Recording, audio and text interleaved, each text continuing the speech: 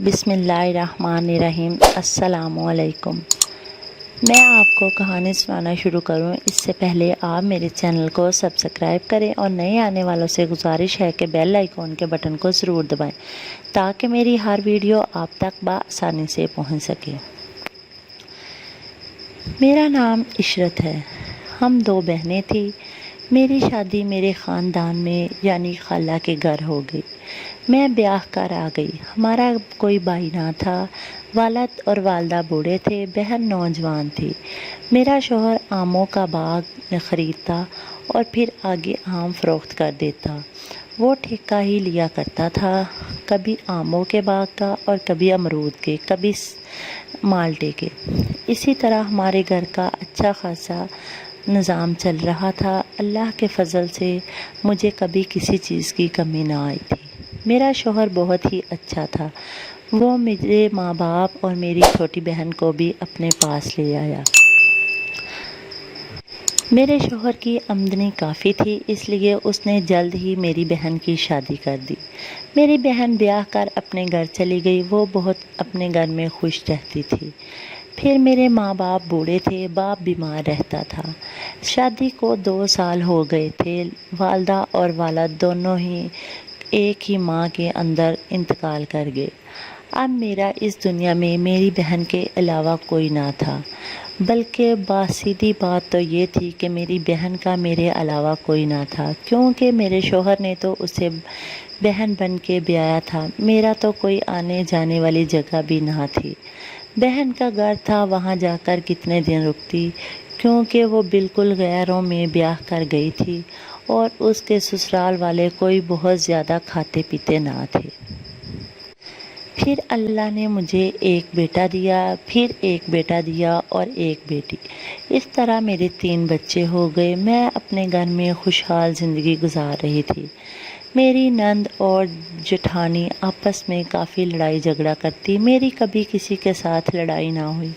मैं लड़ती भी तो किस आसरे पर, क्योंकि लड़ने के लिए कोई जगह हो जहाँ बंदा लड़ के वहाँ चला जाए। लेकिन मेरे मेके वाले तो थे नहीं जहाँ मैं लड़ती झगड़ती और उनकी आसरा के साथ सहारा बनकर उनके पास जाती, या वो मेरे पीछे होते या मैं उनकी बात पर ना मान करती। मेरा शौहर था, मेरे काफ़ी इज़्ज़त करता था, लेकिन मैं अपने शौहर का वैसे भी दिल दुखाना ना चाहती थी। मैंने कभी किसी के साथ लड़ाई झगड़ा ना किया। मेरी नंद और जेठानी अक्सर आपस में लड़ती झगड़ती रहती। कई बार मेरा शौहर उन्हें प्यार से भी समझाता कि लड़ाई झगड़ा अच्छी बात नहीं। एक दिन दोपहर का वक़्त था। खाना लाकर मैंने अपने शौहर के सामने रखा। वो दोनों बाहर सहन में खूब लड़ाई कर रही थी, एक दूसरे को ताने दे रही थी और गाली निकाल रही थी। आखिर वो उनका भाई और देवर था। उससे बर्दाश्त ना हुआ, क्योंकि गाली गलौज एक मर्द बर्दाश्त नहीं कर सकता। वो बाहर आया और उसने अपनी बहन और भरजाई को रोका कि लड़ाई झगड़ा बंद कर दो, काफ़ी देर हो गई, क्या मिलता है तुम्हें लड़ झगड़ कर। लेकिन उन दोनों की ये बात समझ में ना आई। उन्होंने लड़ाई जारी रखी। आखिर मेरा शौहर ने अपनी बहन के आगे हाथ जोड़े, लेकिन वो ना समझी। जब भाभी से कहा कि प्लीज़ तुम लड़ाई छोड़ दो, उसने कहा तुम कौन होते हो मुझे कहने वाले। ला कर एक सोटी मेरे शौहर के सर पे दे मारी और मेरा शौहर वहीं गिर गया और अल्लाह को प्यारा हो गया। उन दोनों को तो कुछ ना गया। वो ब्याह कर अपने घर चली गई और मेरी जेठानी अपने बच्चों और शौहर के साथ रहती रही। शौहर जेल में चला गया, क्योंकि वो सारा इल्ज़ाम शौहर पर लग गया। लेकिन फिर भी शौहर छूट कर आ गया। उसका शौहर भी साथ था, बच्चे भी साथ थे और वो भी। नंद अपने घर में खुश थी, लेकिन मैं बेवा हो गई। मुझे बेवा होने के और मेरे बच्चे यतीम हो गए। हम दोनों का कोई आसरा ना रहा। मैं बहुत रोती थी। इद्दत पूरी हुई, उसके बाद केस अभी चल ही रहा था। मेरे जेठ की एक छोटा सा टुकड़ा ज़मीन का था, जिसकी रकबा तकरीबन 4 या 5 मरले था।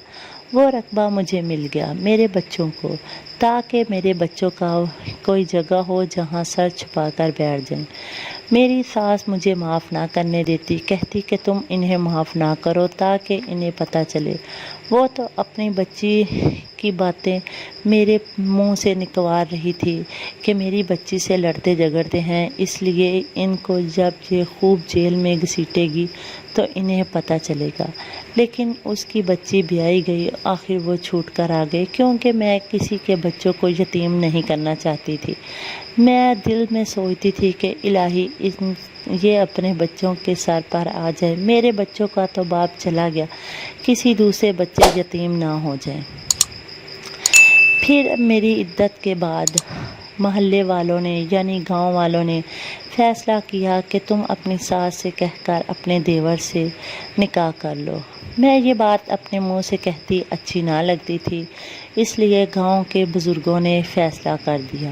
میری ساس اب ماننے کو تیار نہ تھی، کیونکہ وہ مجھ سے صرف پیار کا دعویٰ اسی لیے کر رہی تھی کہ اپنی بیٹی کا بدلہ اپنے بڑے بہو سے میرے ذریعے لے رہی تھی، لیکن اب اس نے فوراً ہی میرا ساتھ چھوڑ دیا۔ لیکن یہ گاؤں کے بزرگوں کا فیصلہ تھا، اس لیے یہ منظور کرنا پڑا۔ میری شادی میرے دیور سے ہو گئی، میرے 3 بچوں کا باپ بن گیا وہ۔ میرا دیور ویسے تو نشہ کرتا، شراب پیتا تھا، لیکن مجھے مارتا نہ تھا، نہ ہی مجھے کچھ گالی گلوچ کرتا، خرچہ نہیں دیتا تھا، میں نے کبھی اس سے مانگا بھی نہ۔ میں لوگوں کے گھروں میں محنت مزدوری کرنے لگی، کبھی کسی کی شادی بیاہ پر جا کر کرتی اور کبھی کسی کے گھر میں ویسے ہی نوکرانی بن جاتی۔ میں نے اللہ پر بھروسہ چھوڑ دیا۔ وقت گزرتا گیا، وقت کبھی رکتا ہی نہیں۔ میری نند اور میری جٹھانی میں کوئی فرق نہ آیا، وہ اسی طرح لڑتے جھگڑتے رہی، کیونکہ ان کے دل پر یہ بات اثر ہی نہ کی کہ اس کا دیور اور اس کا بھائی ختم ہو گیا ہے۔ لیکن میرا شوہر تھا، میرے بچے یتیم ہوئے تھے۔ میں نے تو پہلے ہی کبھی کسی کے ساتھ جھگڑا نہ کیا، اب میرے دل پر اور ایک بات نقش کر گئی، اس لیے میں نے تو بالکل ہی دنیا داری چھوڑ دی، صرف اپنے بچوں کے لیے محنت مزدوری کرتی اور انہیں کھلاتی تھی۔ آخر میری محنت رنگ لے آئی، میرا شوہر نے نشہ چھوڑ دیا، وہ شراب بھی چھوڑ گیا، لیکن کام نہ کرتا تھا، کیونکہ اس سے کام کیا ہی نہ جاتا تھا۔ پھر ہم نے جانور رکھ لیے، جانور میں ہمیں کافی پرافٹ آنے لگا۔ میرے دونوں بیٹے بڑے ہو گئے جو میرے پہلے شوہر میں سے تھے، وہ بھی محنت کرنے لگے، آخر انہوں نے مجھے لوگوں کے گھروں سے کام کرنے سے روک لیا۔ اب میرے دونوں بچے محنت کرتے ہیں اور مجھے پیسہ لا کر دیتے ہیں، میں وہ سارا پیسہ اپنے بچوں پر خرچ کرتی ہوں۔ بڑی بیٹی کی شادی کر دی ہے، اب میرے 3 بیٹیاں اور 2 بیٹے ہیں، وہ چھوٹے ہیں، ان کا باپ بھی سر پہ ہے، لیکن میرے پہلے بچوں کا بھی باپ میرا دیور میرا باپ بن گیا، ان کا باپ بنا۔